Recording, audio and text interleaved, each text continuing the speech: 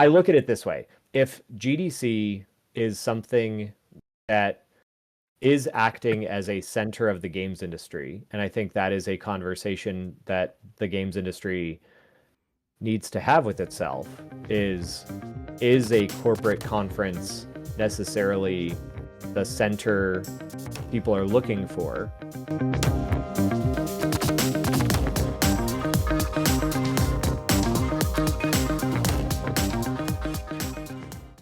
Good morning, everyone, and welcome to episode 100. That's 100 of the Sandbox.Space weekly podcast. I am your host, Chris, joined every week by Baby Girl, who's on the couch, Pumpkin, who's eating some food, and every week we bring a special guest. This week's guest is Chris Totten. How are you doing, Chris? Good. How about you? Good, man. Thank you for being our special guest on episode 100.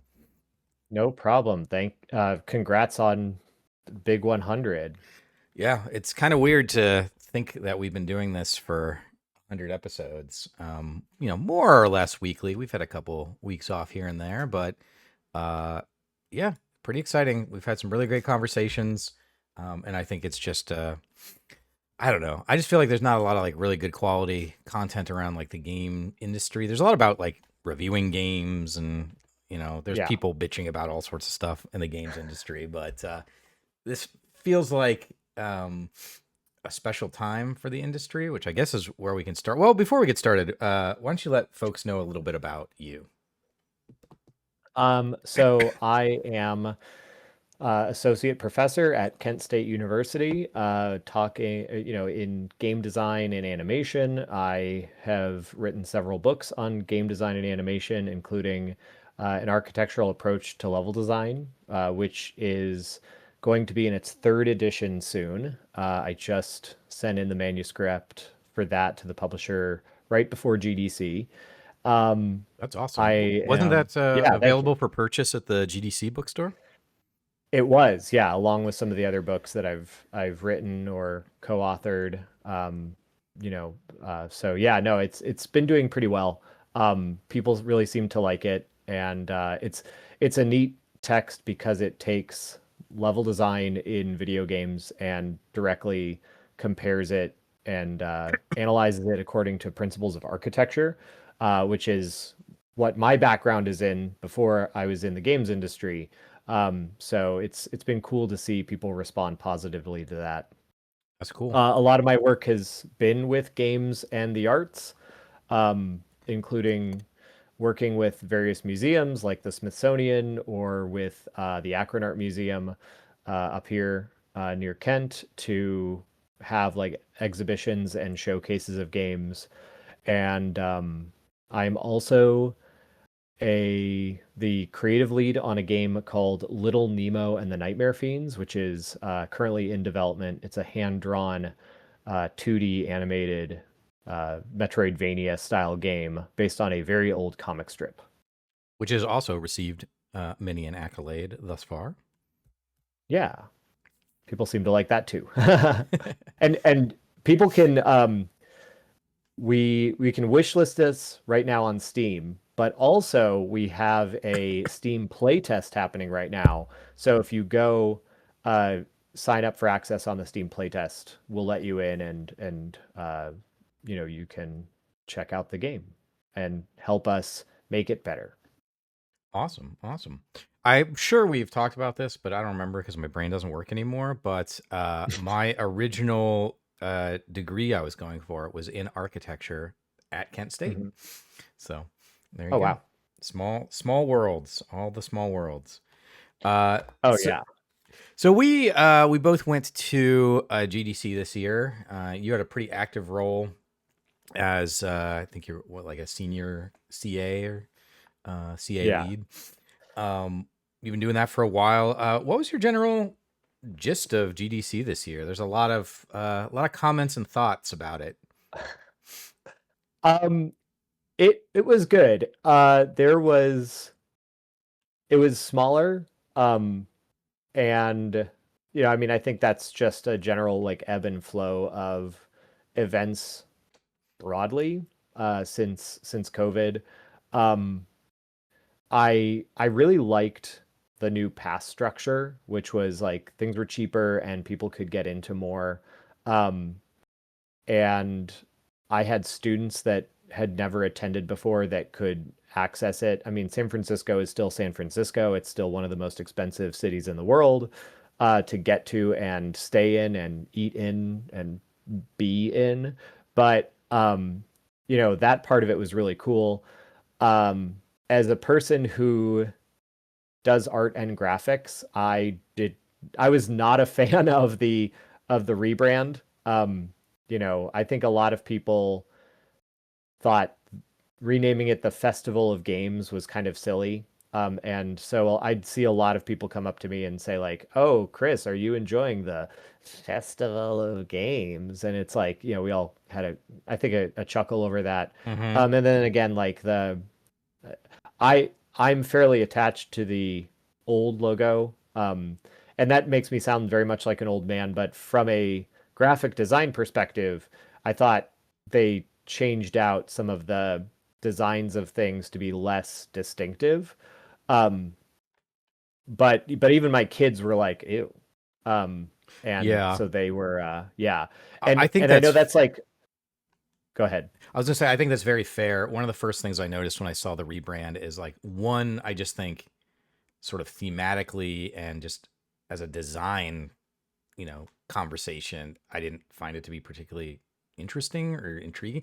And Right. like they had those big like step and repeats, the like giant posters, and it's just like here's an exclamation point and here's a parentheses. It just like we took random things from the keyboard and just stuck the icons on a poster. Like it didn't really seem Somebody good. somebody pointed out that like those are punctuation marks used regularly in coding, and I thought that was actually a pretty neat move. I mean, to me that Sure. part wasn't. Now we're getting into the graphic design weeds, and I know it's like small potatoes to some folks. um but I think especially like when you have branding identity, it's a little, some parts of it felt like they were trying to be too safe. And so Yeah, absolutely. I kind of appreciated some of the more distinctive choices that were made in the previous year. So I mean, but the thing is, like, I think some of that overshadowed good parts. I think there was like again, the pass structure I think improved access. I think it made it. I think there were things like having food available in Yerba Buena that was a good change, even though they had that kind of bad optics moment of like fencing off big portions of the gardens outside GDC. Once they got that fixed, I think like it had made it had been in a nationally accessible news article, but at the same time, once some of those things were sorted, it was neat to have food trucks out there. And then I did like the nightlife part. I actually thought that was pretty good. Mm-hmm. I liked that they did a games conference or a concert. It's Yeah. like a little bit of MagFest in my GDC, and I thought that was a great idea forever. Um, in 2020, they actually had like in the or 2021, the online year, they had like performances by Megaran and Mariachi Entertainment System, who are both amazing. Megaran is actually working with us on Little Nemo, um, Oh, cool. and yeah, like he's Yeah, doing a I track for us. yeah, I've seen Megarand at PAX East before. Yeah, no, he's like a great human being too. And so those things were really cool. The night at the ballpark was really cool. Some of the communication of some of those things, I think like that's where you get a year of growing pains. And again, just renaming stuff was not popular. I think they could have kept all of the old branding. I think they were just it was like a little step too far in one direction, but a bunch of other directions were pretty good. Yeah, I think with the rebrand, I'm kind of like poking fun at the little, just taking the keyboard elements and throwing them in there. Like I get the coding thing, I get all that, Yeah. but I'm also thematically not sure how that ties in with the festival aspect of it. So it seemed like there Yeah. was, and then they I didn't even know this until was it the President Nina at the opening for the expo hall talked about it. She's like, oh, you hear the 80s music, we're 40 years old, we're going back to, our birthday. I was like, that's not anywhere. Like there's like no Yeah. notification. I just walked in and heard 80s music, which I like 80s music, so I ain't gonna complain. But like Yeah. I didn't really. So we had the rebrand, the visual rebrand, the sort of conceptual rebrand with the Festival of Gaming. We had the birthday thing going on. Um, and for me, ultimately, because we've actually at GDEX, we've used Festival of Games before as a part of our brand. And yeah, it felt weird. You walk in, the first thing you see is this like mega booth, and then all the games are like shoved into the corners. It didn't feel Mhm. like a festival that was celebrating games. It felt like a corporate entity trying to like rejigger its image a little bit to me. Well, and I think folks need to.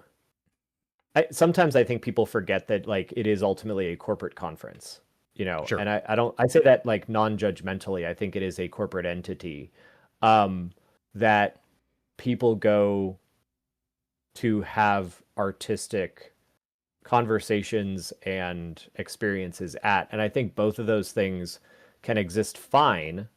Um, I look at it this way: if GDC is something that is acting as a center of the games industry. And I think that is a conversation that the games industry needs to have with itself is a corporate conference necessarily the center people are looking for?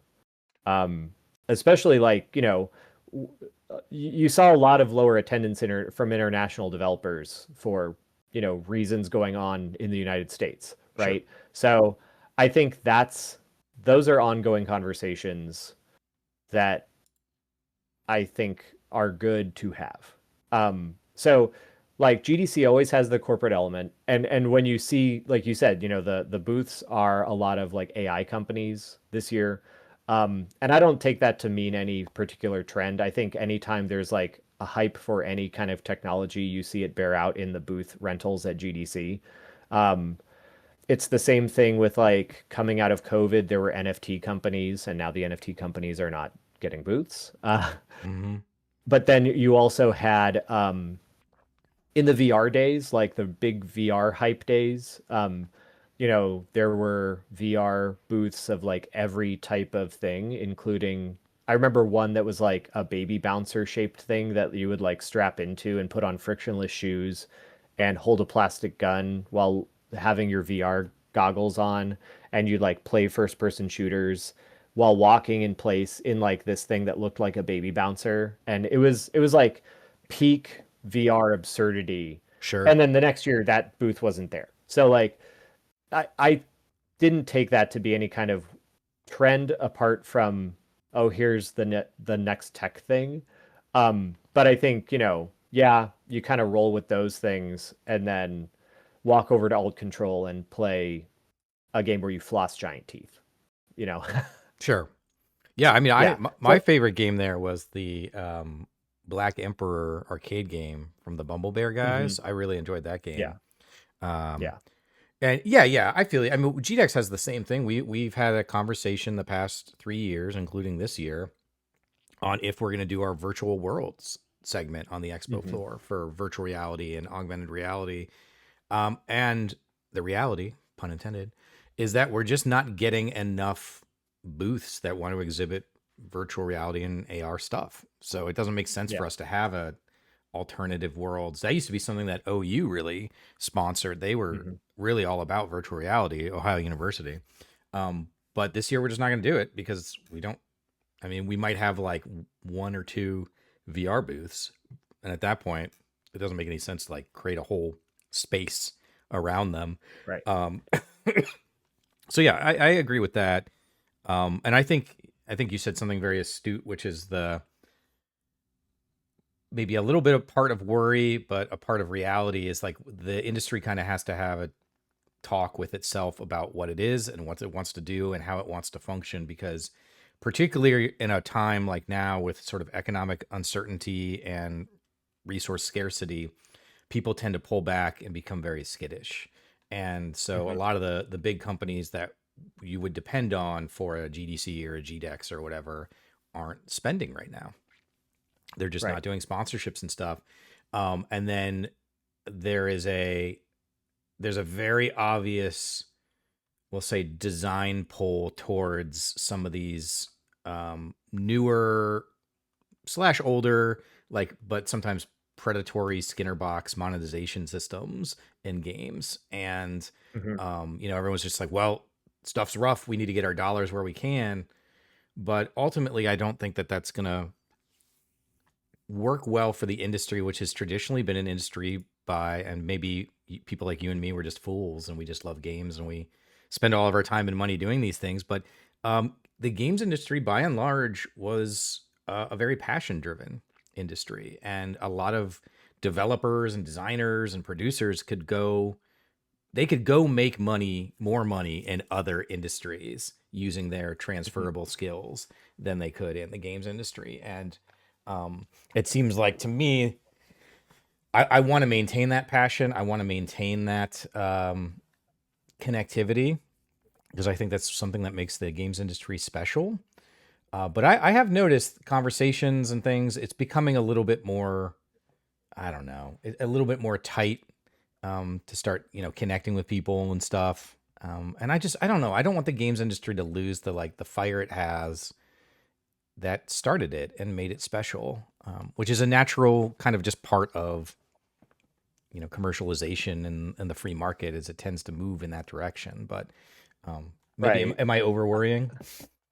I mean, I, I don't know. Maybe this is because I'm in academia or because I am also a bit of an idealist. I do think there is like something generally quixotic about game design and game developers and You're artists definitely in in general. academia if you use quixotic as a word. So. Right, yeah. Well, I mean, I also like I made a Don Quixote game, so I always like to get that one in there to like, give a little nod to my Don Quixote game. Hmm. But yeah, I mean, again, we're all tilting at windmills a little bit, I think.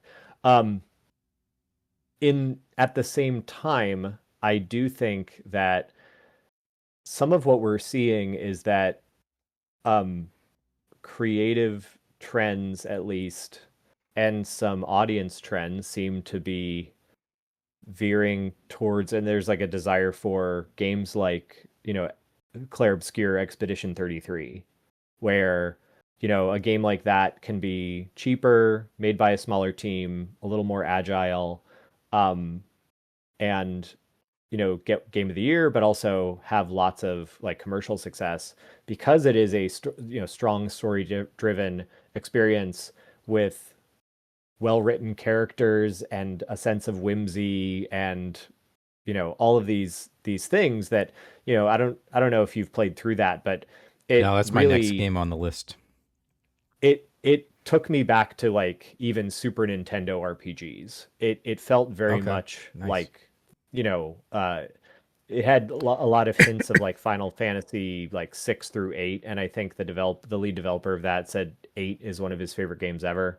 Um so it's that, I think, kind of era of gaming. People are really digging for those sorts of experiences rather than like just more Fortnite. Um, and I mean, we even see like Epic laid off 1,000 people last week and citing like how Fortnite play has even dropped. So I you wonder if there's like a taste shift that the bigger companies just are not adapting to yet, but smaller companies are in a position to deal with. And one of the things that, because like as somebody whose job it is to prepare young developers for their careers, which is terrifying when I stop and think about it. Um, so the answer is just to don't stop. But um,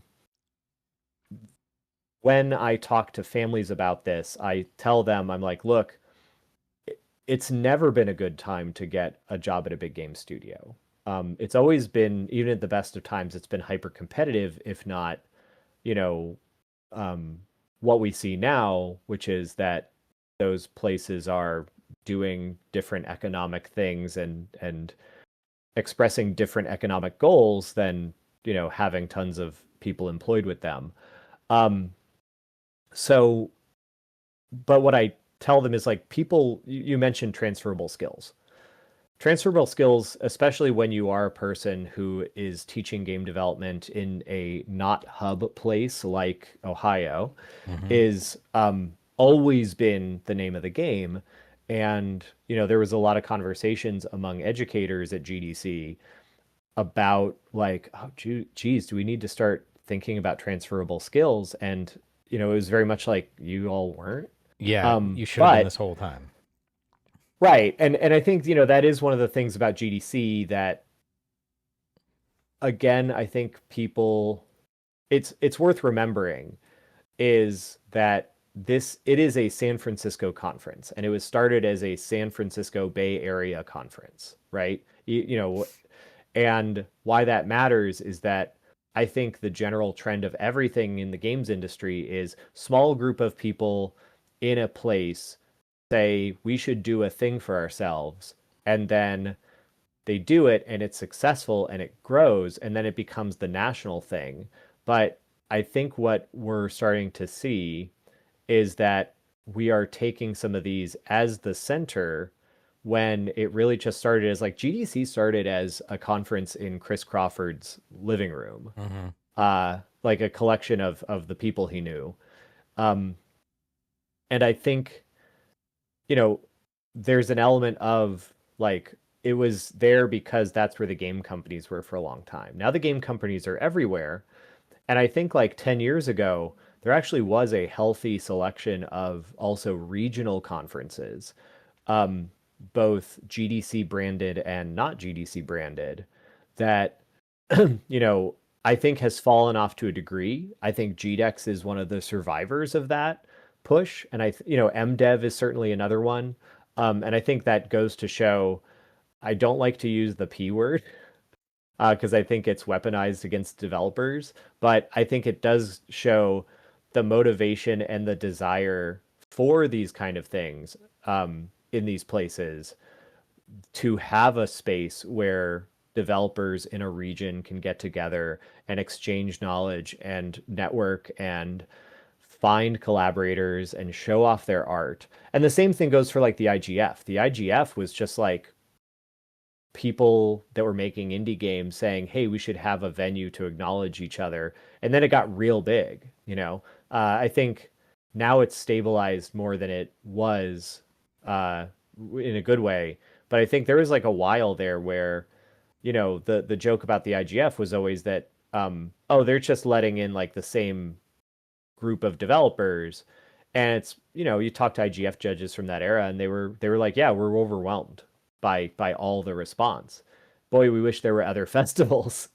Um, so I think again, same thing with like what you all are doing with GDEX and having a judged, curated, peer-reviewed festival as part of GDEX is meaningful and is what the industry needs more of because um, and not just in the US. Like Sure. in the US, around the world, there needs to be more events so that a GDC doesn't have to be the centralized place, but can still be a place that, serves the purpose it does. Because, like, I love going to GDC. I love the people I see there.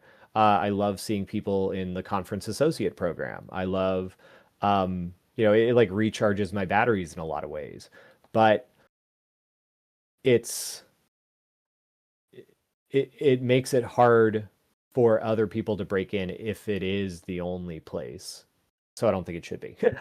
Yeah, absolutely. I mean, you hit on a couple of things I was gonna to talk about, so I'm gonna rewind just a little bit to the beginning because I really do think, and I see this with my students, I see this with the activities happening around town here in Columbus, that people are looking for like real, authentic experiences right now. They're looking for Hmm. connectivity in a real way, and they're looking for whatever it happens to be, something that isn't like trying to take advantage of you or lie to you or whatever.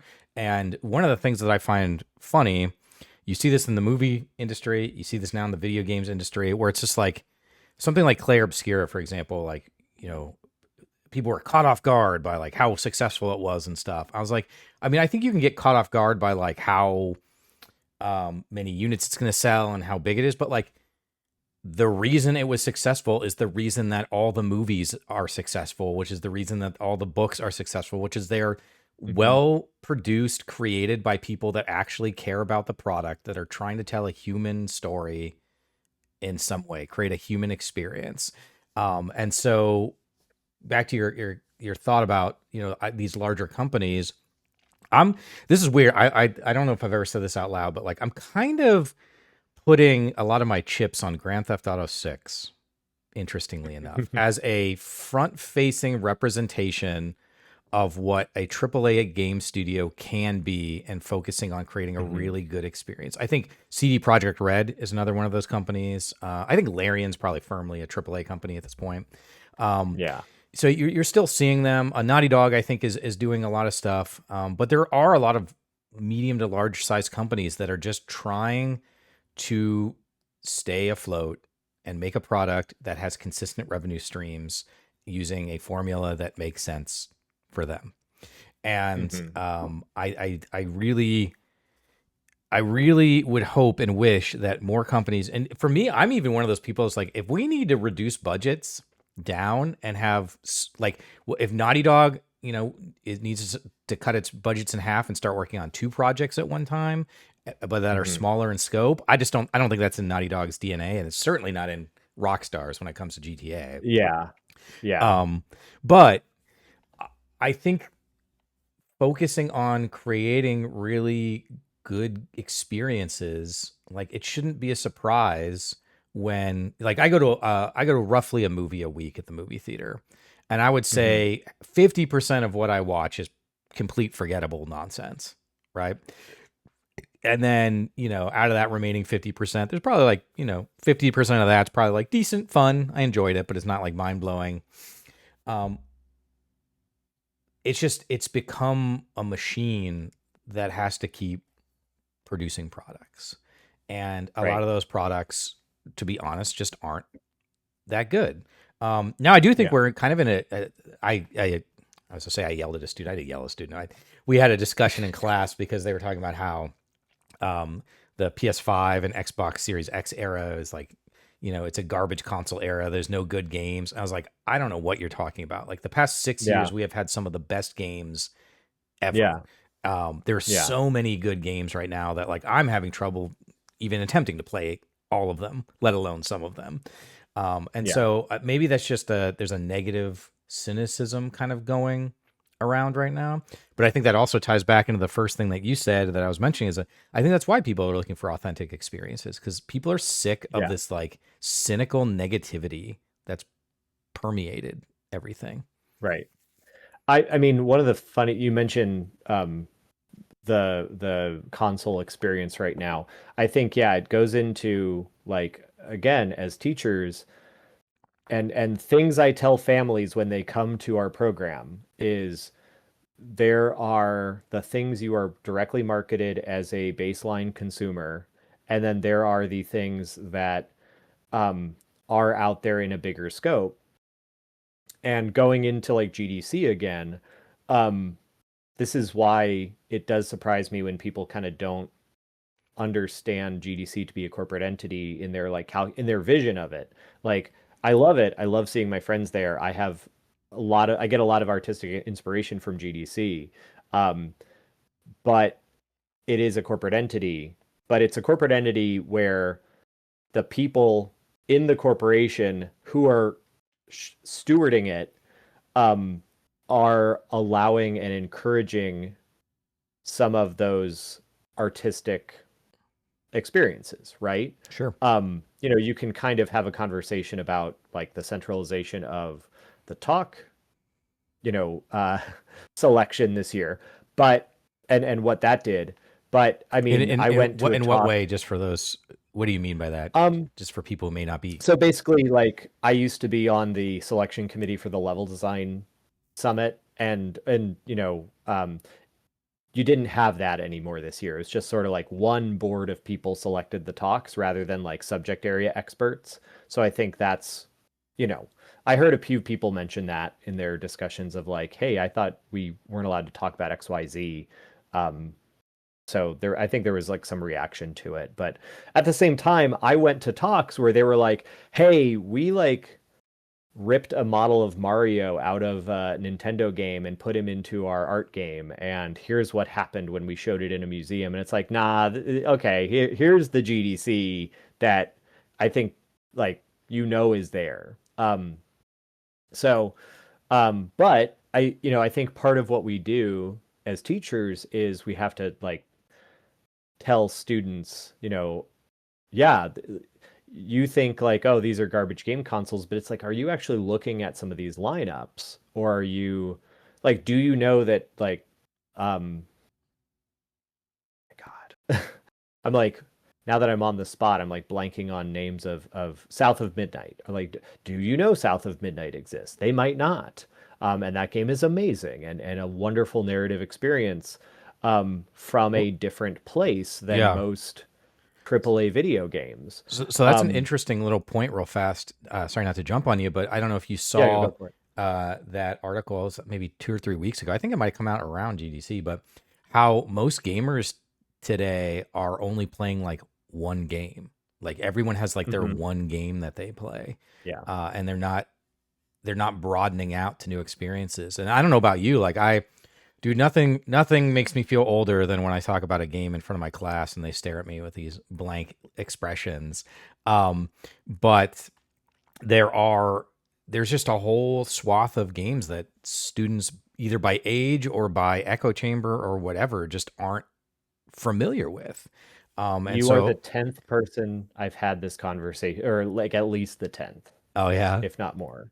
Yeah. And here's what I'm seeing, because I think there always has been, like when you're a professor, a sort of age out thing where like I'll be like Pac-Man, and they'll be like, what's that? Not well, maybe not Pac-Man, but like, you know, I where I see it is actually like a really interesting case study is I'll name drop the Metroidvania genre, and a bunch of my students don't know what that is. Hmm.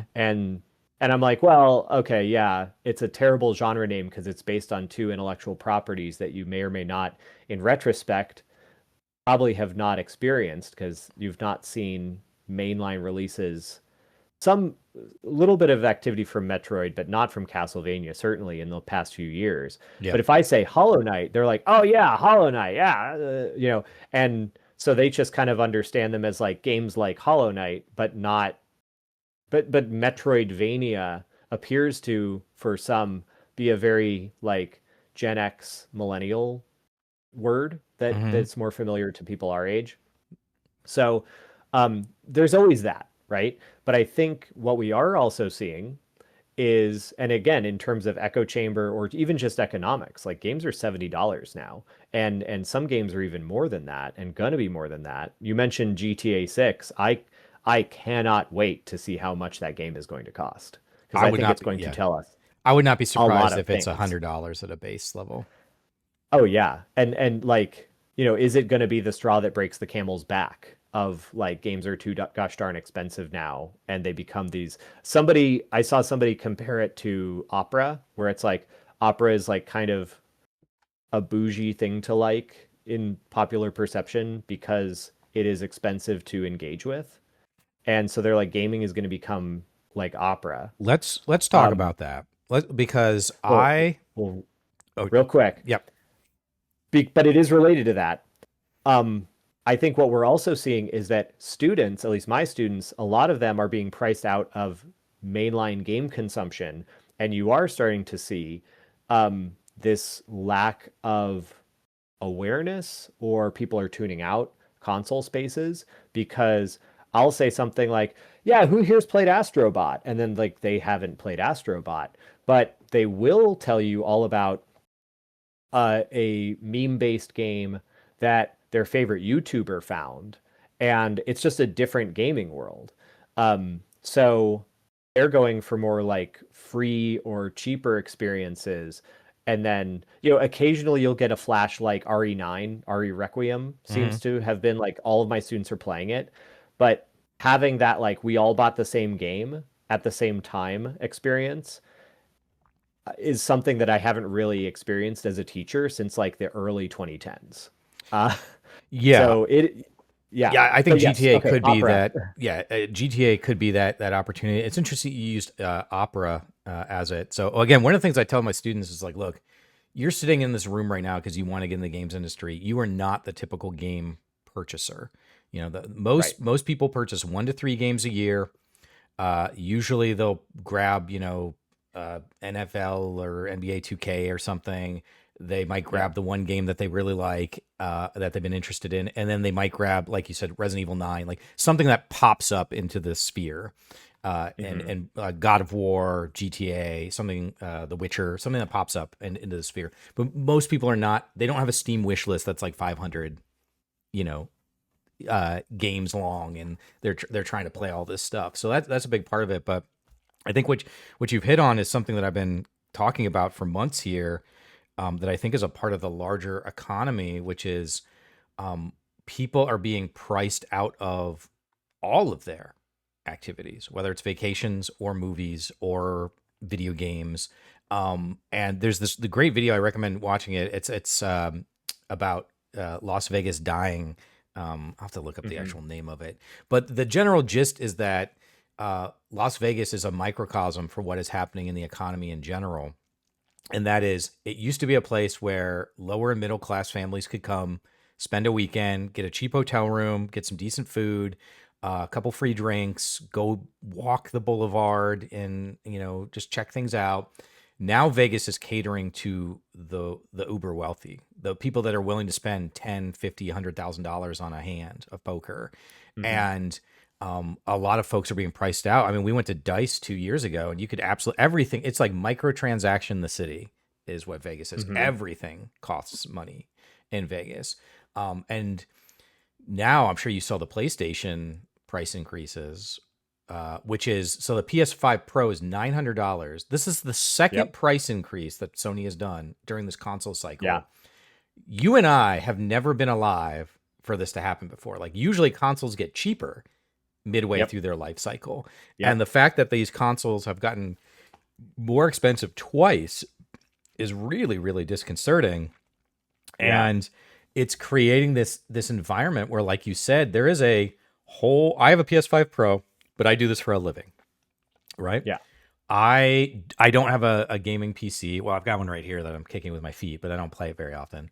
Um, Hmm. but if you are looking at spending $900 on a PS5 Pro, which doesn't come with a disk drive, which I think is a bullshit move by Sony. It's the professional version, doesn't. So if you buy a disk drive, that's another 80 or $100. Then your taxes, you're somewhere between $1,100 and $1,200, like that, Yeah. which is firmly in PC territory at that point if you wanted to Yeah. make one.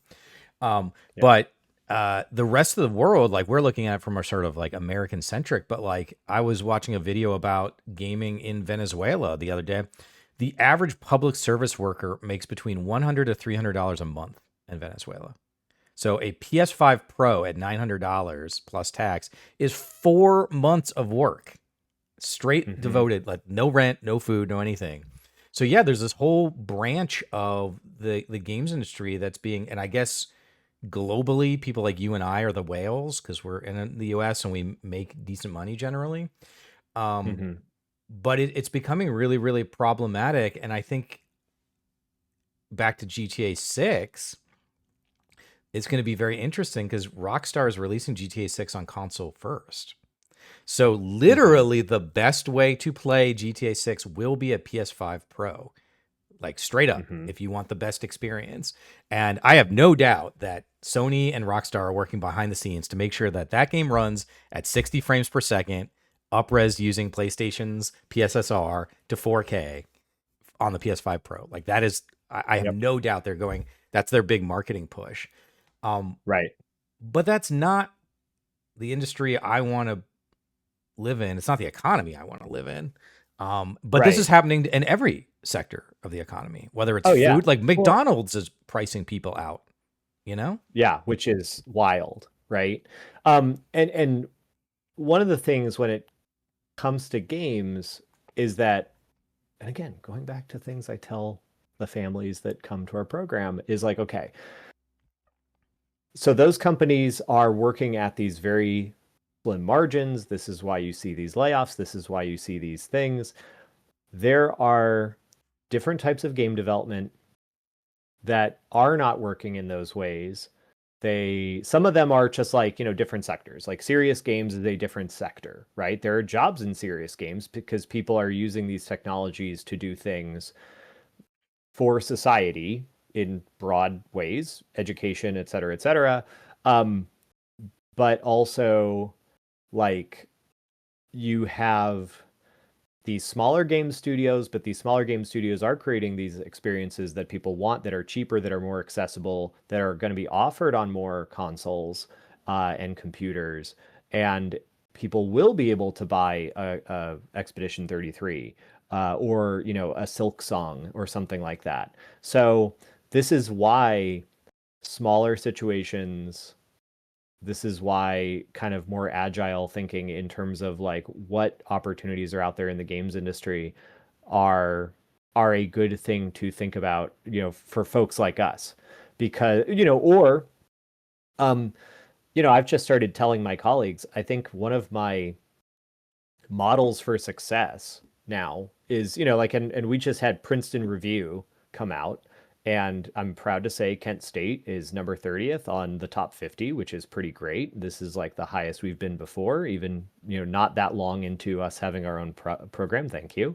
Um, and, so like they like it when we say like our alumni works at EA, our alumni works at, Hmm. 2K Games or something like that. But at the same time, um, I think those are outliers with how things are going right now.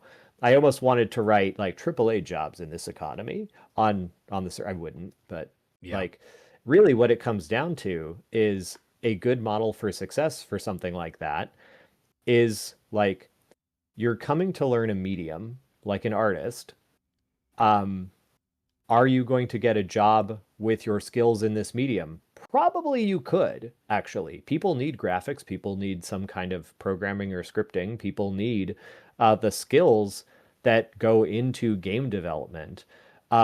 Your job or your company may not be XYZ game studio, but you're still using your skills. And then if you have some modicum of financial stability, then you can hopefully like I tell my students like keep making games. In fact, that can be where you are able to make experimental, weird, different things. Sure. One of our alumni slash a person I'm like working with now on Nemo, Max Kunze, he like keeps a day job and uses the skills he has, but he also does contracting. He worked for Jiley on Rah Rah Boom, Cincinnati-based game studio. Hmm. He is one of the producers, or he like helps organize and get guests for the Nice Games Club podcast, which has had some phenomenal guests. If people are not listening to Nice Games Club, go subscribe to it. Um, and like, and he works on things like Nemo, and he has his own artistic practice as a game developer. And it's like that's kind of like one of the wonderful things about doing what we do is that, there are all these places you can use this. And you are adding to the industry. Um, you're not doing it for GTA 6, but like, what does that look like if we haven't had like a huge Rockstar layoff, but what is going to happen after that game ships? Like, Sure. Yeah. are we going to see a layoff there? Like, I think that's I what we need to be asking. Yeah, I think that's fair. I think that if so the current rumor is that GTA 6 has about a $3 billion price tag in its budget. And I don't know if that includes marketing or not. Um, if GTA 6 comes out, if it ends up being like the fastest selling entertainment product of all time, which I have no doubt it could be, and then 3 months later, 6 months later, they announce massive layoffs, I think that there is going to be a fucking riot if Hmm. if that's the case. Um, Yeah. and so yeah, we'll see. And but I mean, there is sort of a natural tendency in projects to shrink down after release because you just don't need all those folks. But But yeah, I agree, and I think you said something. I just want to jump back to, because this is me, tinfoil hat Chris here, which is Sure. that we keep hearing the same refrain from these companies, like Fortnite or Epic was like, oh, we're losing money on Fortnite or whatever. I just don't buy it, to be honest. These companies, like, remember when was it last June or whatever, when Xbox fired like 10,000 people, and then 3 weeks Hmm. later, their CEO is standing up on stage at their investor annual report talking about how they've had one of the best, most profitable years ever. It's all this like shell game. It's a scam, and Hmm. I don't buy it. I don't buy that these companies are hurting and they have to fire 1,000 people. I think that they are getting themselves in a position, or have gotten themselves in a position, where the expectations from their investors is just completely out of whack. They're expecting Yeah. 30-50% returns every year, which is Yeah. just not feasible and manageable. And one of the things that you talked about, I've been banging this drum. I mean, I'm sure you've heard me say it a bazillion times, where as a teacher, I don't see a lot of classes about how to actually make money, land a job. Like, there's the skills. Okay, here's how you program. Here's how you do your 3D modeling. Hmm. Like, there's the hard skills. And it's very Right. similar to when I went to OSU for, I have a Bachelor of Fine Arts in Photography.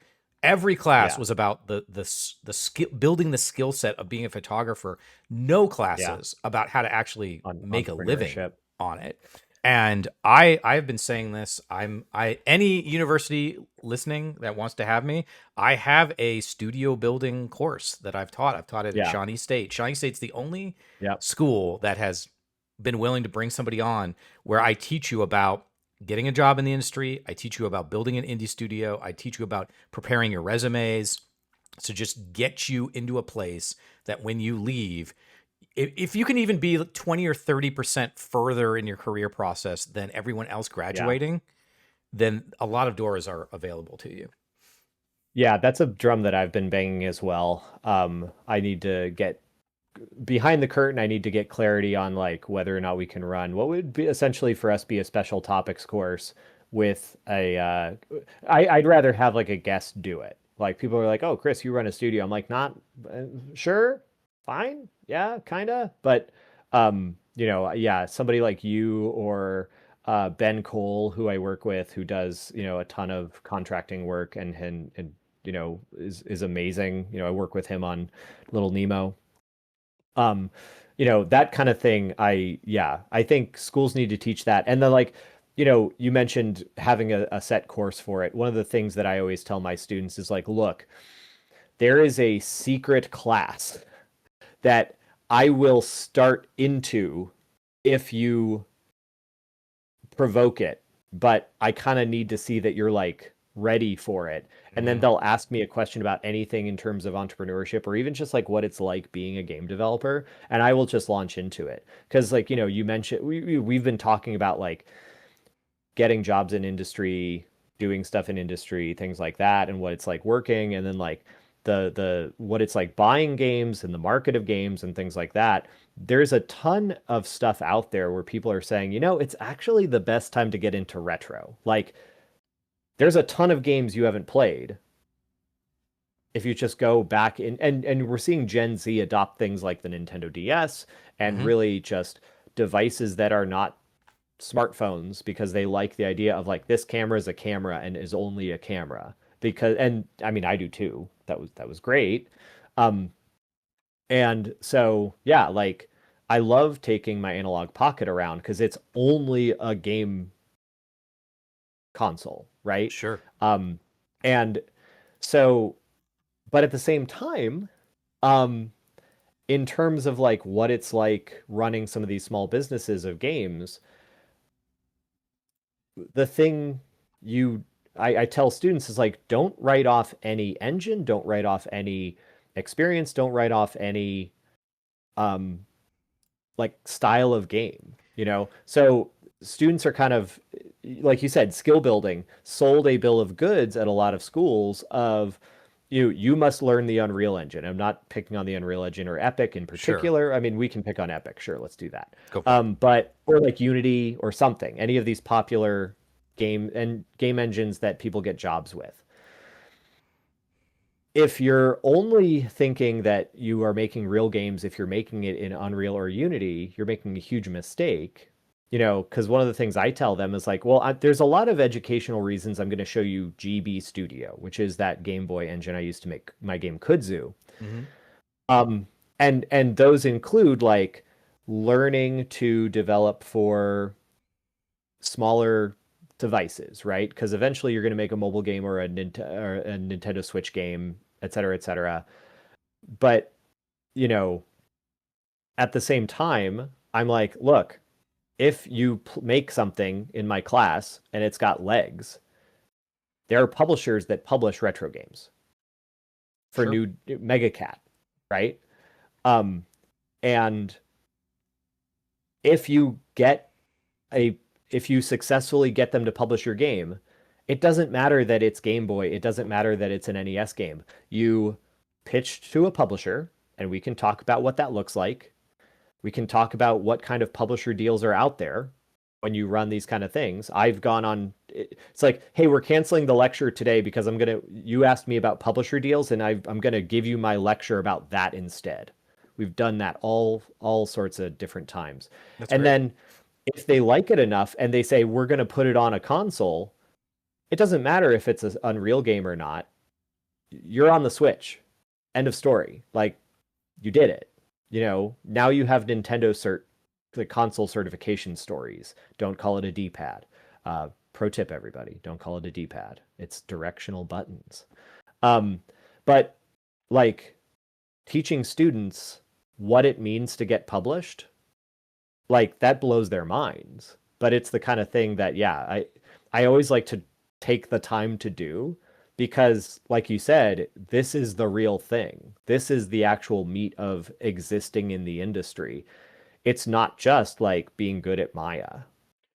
Yeah, totally. And I had a student once who was a little bit of a problematic student, and he was just sort of difficult to kind of navigate. And where we were doing one of the classes about getting into the industry, and he's like, I just don't get it. I'm like, why? He's like, why do we have to do all this stuff? Like, shouldn't just the best person get the job? And I was like, well, tell me what the best person is. And he's like, what do you mean? I was like, when you look at like Bungie, right? For every job posting they do, there's going to be probably tens of thousands of applications for it. So Hmm. how do you decide who the best person is? Probably let's say there's 10,000 that apply, 5,000 of them are probably all roughly equally good coders. Like they have Hmm. skill sets, they have, 3, 5 Oh plus years yeah. experience. So what is it that makes it different between this coder and that coder? And that's where all the other Mhm. stuff comes in. That's where having experience going through a certification line, like you said, comes in. Having released titles, doing Yeah. game jams, like being Yeah. able to communicate clearly between Yeah. artists, producers, and engineers. Like that is where the difference is made. When I talk to hiring managers at things like GDC, I tell them this. I'm like, look, it's a fool's game to try to be the best at Maya or Unity or whatever. Like, assume that's the baseline. Assume that everybody's the best, and in fact better than you. Assume everybody is better than you at the skill. Yeah. But do they know how to manage a project? Do they know how to schedule things? Like I was thanked at GDC from a person at a AAA studio because I'm a college professor that teaches them version control. They're like, That's nobody wild. does that. And That's I'm like, wild. that's bananas. Yeah. That Oh, nobody, I I do mean, the it's same not thing. nobody, but Yeah, yeah, you know, yeah. I do the same it's thing with rare. we use Hack and Plan at Columbus State, which is like a project management system that uses, a Kanban board style. And just Yeah. like I tell my students, like, you need to understand how to do task orders and task priorities in a Hmm. Kanban system. Because everybody, whether it's some Atlantean product or whatever, everyone's going to be doing these sort of agile scrum based methods. And if you come out of college and you don't have any idea about it. And the nice thing is like you can grab Hack and Plan for a free account and use it for your Yeah. classes. You can create your task Hmm. list based on your class assignments. Then you're at least getting into the flow of a weekly turnaround for assignments and things like that. Um, but yeah, that's version control. That's wild. That's like should be step one. Um, Yeah. and one of the things that Well, we tell our just real fast, one of the things we tell so yeah. for our accelerator and our incubator that we do, the Shiny XP accelerator and the Sandbox incubator, um, my go-to refrain, like whether I'm talking to investors or I'm talking to like city, the governor's office or whatever, I was like, my primary goal is to help build long-term sustainable businesses. That is when you Hmm. come to me, that is what I'm trying to help you do. I'm trying, yes, you Right. need to know Maya. Yes, you need to know version control. Yes, you need to know Unity or Unreal or whatever. Uh, but I'm going to teach you how to build a business. I'm going to make sure all your Hmm. documentation is in order. I'm going to teach you about community building and management. I'm going to teach you about marketing. Like, I'm going to teach you all of those things so that 10, 15, 20 years from now, we can meet up at GDEX, have a coffee or a beer, and you could talk about the projects you have worked on over the past 2 decades. Right. Right. That's exactly what I tell them is like, my goal is not for you to get that job out of college, like a big AAA job out of college. My goal is to see you at a conference in 10 years and be like, hey, what's up? That's it. Mm-hmm. And because that means like, the difference between being a long time sustainable career haver, I don't career person in the industry, a citizen of the industry, I like to say. Okay. Because, I have a lecture on, talking about things people don't lecture on. I have a lecture in my Games for Impact course on making an impact for in the industry, like the things you can do. And some of it is like go to IGDA chapters or your local game dev meetup like COG or Cleveland Game Developer, right? Yep. Or start one. If there's not one when you move to a place, if there's not a game dev community, be the person that puts up a thing on meetup.com and shows up at the coffee shop. And I bet you'll get people, right? Because there's always somebody. But those are things that seem small, but uh, if you do that for 10 years, holy cow, you're the person that's been doing it for 10 years. Like, Yeah. look at Brandon down in Cincinnati, right? And Jared and you all with COG, right? Like you've just been doing it forever and like that creates enormous impact in the area. Um, and it's the kind of thing that like is so necessary. People think it's just about getting the big job, but it's really just sort of being a member of the game dev like community. So Absolutely. it's yeah, and that's the kind of thing that again, it's hard to put into a lecture, but it is a sort of like, what it actually means to be in the games industry. There have been times where people have been like, "Oh my God, it's so and so. They're a legend." And it's like the person's just like, "I've just been around for a while." And it's like, "Oh, oh no, that's all that it means." Yeah. It doesn't mean making big successful game anymore. It just means contributing Well, for that a goes, while. yeah, that goes back to one of the first things you said, which is, at the end of the day, just being active, doing things, Hmm. connecting with people, going to events. And I know that can be challenging. Like GDEX, we try to keep it as cost effective as we can. Our hotel rooms are very reasonable. I think our ticket prices for the type of show we are very reasonable because we Hmm. don't want to. And I say this to people too, like if you absolutely cannot afford a ticket to GDEX, like email me and I'll find a way because I would rather have you there being able to Hmm. connect and participate than not. So, we can figure that out. But um it's a long journey. Like I think when you're in school, like when you're a kid, everything just happens so quickly, right? It's like sixth grade, seventh grade, eighth grade. Oh, or in high school all of a sudden. Oh, now we're in college all of a sudden.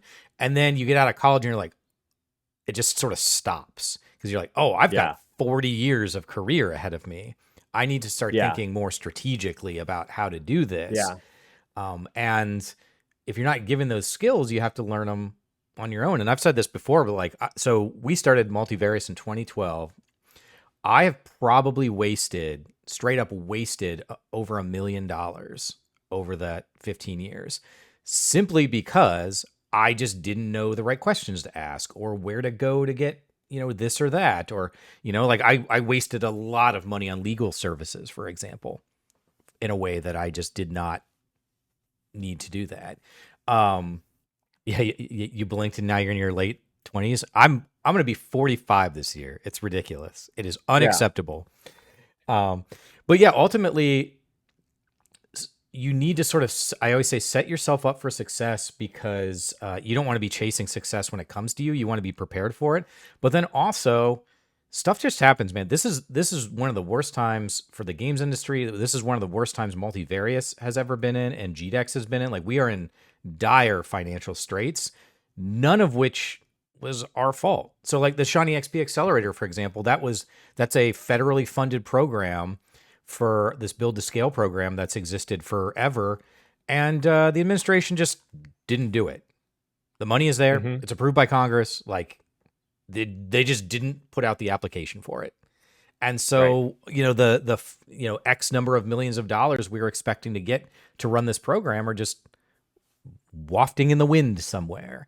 And so some stuff just gets really, really challenging. But that's why I think it's important. That's what we're focusing on GDEX this year, is connecting with each other, and let's help each other get through this challenging Right. point. And I appreciate Right. everything that you're doing, and you've been connected. And I do think I'm just going to take this 10 seconds to complain about GDC for a second, but I do think that GDC needs to open up its, I don't know, whatever you want to call it, open up its eyes, its process, because I have never been invited to do a GDC talk. I have applied numerous times. I did 4 GDC talks this year, like mentoring sessions and stuff, because I sort of like snuck my way in. I used my connections with the IGDA, and I just went into a Unity panel because I know a guy from Unity. I was like, "You guys need help for this mentor thing?" And they're like, "Yeah, sure." So I went in, Nice. but like, tooting my own horn here, like, I feel like I have given this industry quite a lot. Yeah. Like, you could at least give me a 30-minute spiel about building a industry in the Midwest or something, right? Like, Right. so I think that there is a sense sometimes where some of the larger, quote unquote, more reputable shows just don't see us. They don't see us, and Yeah. that can be very disheartening. Which, and I got to go here Yeah, because I yeah, got to go teach. But yeah, I mean, and I don't say this to like argue against that point. I actually think it's very true. I think that it's like if you were to talk to Mark Delora, Mark would be like, heck yeah. Like, he is very, now I don't know where choices are being made to not include content on those or not, but it is one of those things where it's like, I think as individuals and as small communities, we do have that power. But then when we kind of rely too much on a centralized institution, then it's when we run into these problems. So it is like where, I don't now, from my understanding, it broke down not just because it wasn't doing well, but like there was other personalities and things involved. But like East Coast Game Conference not being a thing anymore down in Raleigh, that's a bummer because sure. like that was a resource for us when I lived in DC. GDEX continuing on is something that like I I'm very committed to doing what small things I can to keep going because like we need this. And I can tell a family of, from Tuscarawas County, Ohio, hey, let's go to Columbus, much easier than I can say to them, let's go to San Francisco. And it makes the game industry feel tangible to people. Um, Absolutely. Well, I know we got to roll. So, real fast, are there any ways for people to get a hold of you, to follow you on any of the content you do? I post about my game dev stuff on Blue Sky. Um, I'm also, like around on Instagram and things like that. What's your C handle Totten, on Blue Sky? uh, C Totten Totten 87 on Instagram. Totter87 on Blue Sky. And then again, go wishlist Little Nemo and the Nightmare Fiends on Steam. That is our game. Go sign up for our playtest. But every number counts for, speaking of helping out developers, every little bit counts. So help us get our numbers up for wish lists and play tests and things like that. And support small Ohio game development. Awesome. Well, Chris, thank you so much. This has been episode 100 of the Sandbox.Space weekly podcast. Super excited to hit this milestone. We appreciate you all watching us, supporting us, being in chat, all that stuff. So reminder, we do this every week, generally at 10 a.m. Eastern, but we may be changing it. So keep an eye on that. You can follow us on Blue Sky. We also have our YouTube channel where we post all these videos afterwards. So you can follow us on there. And of course, we've got GDEX coming up October 15th through the 18th. So we're going to have a lot of exciting GDEX updates over the next 2 to 4 weeks. So follow us. Of note, I would be remiss to say that we are less than a month away from our early bird ticket discounts. So if you want to save money and get the best pricing on our tickets you can, now is the time to buy them. That all being said, thank you all so much for watching. On behalf of myself, Baby, Pumpkin, everybody in the chat, and our special guest, Chris, thank you, and we will see you next week.